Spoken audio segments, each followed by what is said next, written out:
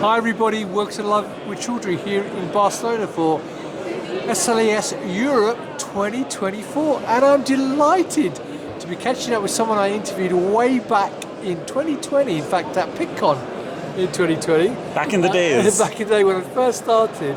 Burkhard Schaefer, who is now at Splashlake, and we're going to learn more about Splashlake and what they do. So Burkhard, first of all, it's been a long time since I last saw you. How are you? Doing very well. Good to see you, Riz. It's good to see you too. Now, Burkhard, first question, how's the show gone so far? SLAS is always a wonderful place to meet people, to re-engage with the community, so we're glad to be here. Brilliant, I'm glad to hear that. Now, for people not familiar with Splashlake though, who are you and what do you do? Yeah, so Splashlake, we see it as the refreshing approach to solving our data management problems, to taking our scientific data along a journey. And so we thought this deserves a new branding. That's why the Splash, right, lets you do new things with the data that you're generating anyway. So we're looking at three kind of key areas. Yep. As you know, data management integration has always been close to our hearts, and so that has also inspired what we're doing now at Splashlake. So the first bit is connectivity of instruments to leading systems. So you can link up your instrument with a LIMS, an ELN, with your SAP in a very controlled and easy and especially scalable way. The second bit is data management, where we collect all the data that's being produced in the lab. And it's not just files, it's also about time series data, it's about sensor data, it's about streaming data. And then also metadata with a proper governance layer around it. So you have the big picture of everything that's been going on and that's related to the work that's happening in the lab. So that's the second bit. And the third is data access and reuse. Everyone's talking about FAIR, but it's really hard to deliver on the FAIR promise, especially in a scalable and productized way. So we're looking at that so you can expose the scientific content that you're generating across all the different steps of the user journey in a lab setting. And also beyond that, so you can do more with the data and you can deliver it across the organization in an easy fashion. Well, that's brilliant. Now, one thing I'm going to ask you then, before we talk about that a bit more, is that obviously you and I spoke pre-COVID. Do you think the whole digitalisation and integration is now more acceptable post-COVID? I think we are no longer in a debate whether digitization is helpful or whether it's necessary. I think we are all at a point where we want to move forward. And the question is, how do you do that? So you find that over the past couple of years, people in the user community, but also in the vendor community, have made great advances and put out those lighthouse projects. They connected the first couple of instruments, and there's things going on at that small scale. So you get things going.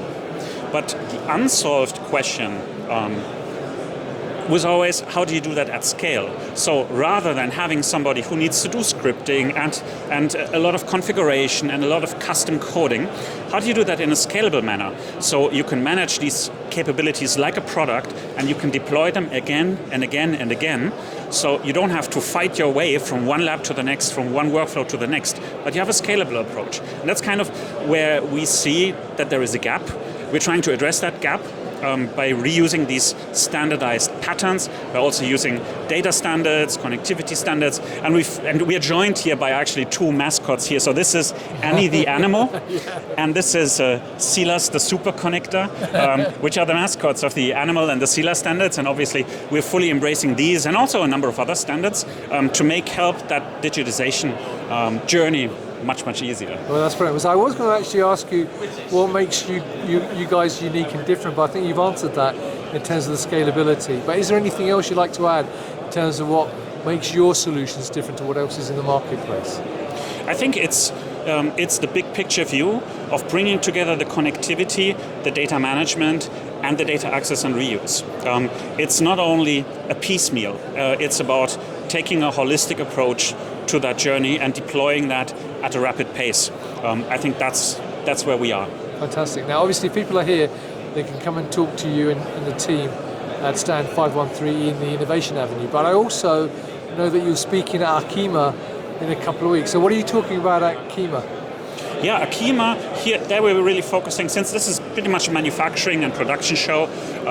We're looking at increasing trust in the data that's being generated, and together with Maier, a partner in the instrument manufacturer space, we are talking about an approach where the data that's being produced now, that's the easy part, that's coming out of the instrument, how that can be secured using digital signatures and then also be reliably used forthcoming, not only for regulatory purposes but also for data analytics to feed that into AIs and so on. So that's going to be our big theme for ACHEMA. So if you're there, please stop by. And we're also doing a couple of other shows. So this year we're doing close to 20 events, which is pretty crazy.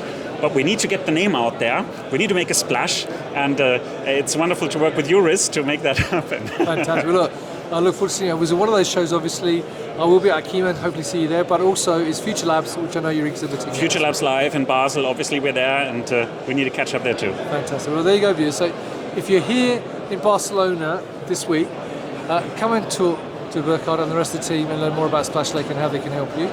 If you're not, or you're at ACHEMA, check out their talk. And if you're not there, but you're in Basel, you can go to Future Labs. But the many other events that Burkhard mentioned, you can follow them on LinkedIn and go to the website and learn more there as well. So it's great to see you again, my friend. You're looking well. Good luck with everything. And viewers, thank you for watching. Until next time, stay well and stay safe. Bye-bye.